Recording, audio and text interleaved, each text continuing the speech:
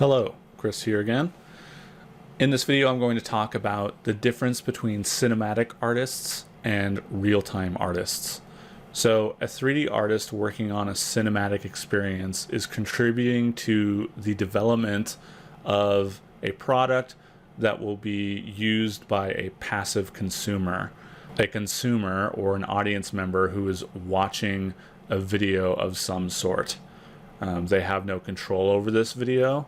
They're just experiencing it in the way that the director wanted them to, right? Through sight and sound. And that's it. So if we were to look at a cinematic example, Pixar's Onward in this case, here's a single frame, right? A 3D artist created the character there, as well as the clothing and all that good stuff, and the props on the wall in the background. There's a lot going on in this frame.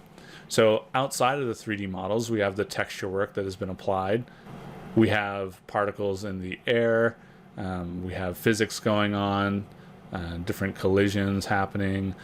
We have various camera effects being applied, such as aperture and subsurface scattering in the skin. And then there's the significance of the lighting.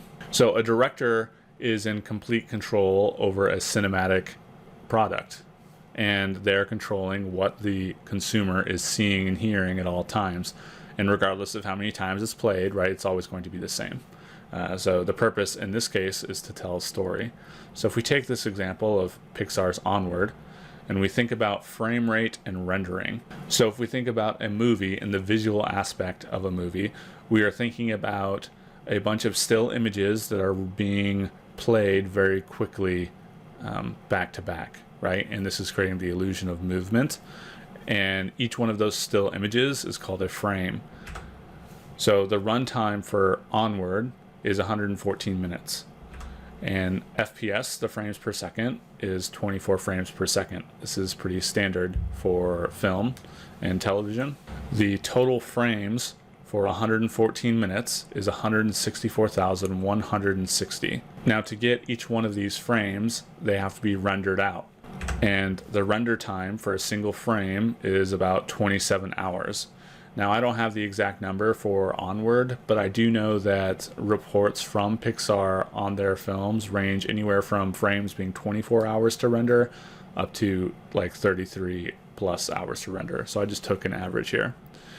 So if we were to render out every frame in this film back to back, it would take 4.4 million hours, which is 505.9 years.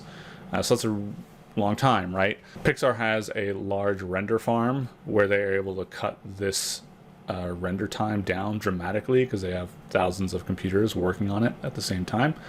And they're not rendering the movie, from front to back. It's cut up into scenes that are all being rendered simultaneously, but still it's going to take multiple years to do it. Now let's look at a real-time example. So a 3D artist working on a real-time product is working on an output that's completely different from a cinematic product, right? The consumer is not a passive consumer. They are fully engaged with the product. It's an interactive experience. This means that the consumer needs to have a device to be able to play the product. It's not just a series of images that are being played back to back. So there are a number of restrictions that are in place based on the power of the hardware that the product is being output to. In this case, we have Naughty Dog's The Last of Us 2, and it's being output to a PlayStation 4. This means that there are restrictions for the 3D artist in terms of what they can model and how much detail they can include.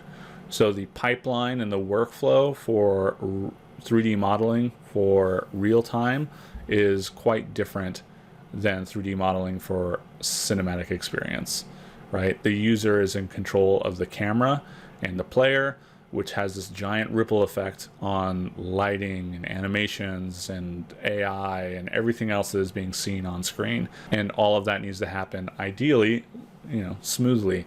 So we hear lots of talk about 30 frames per second locked, 60 frames per second, so on and so forth, and this is what that is referring to.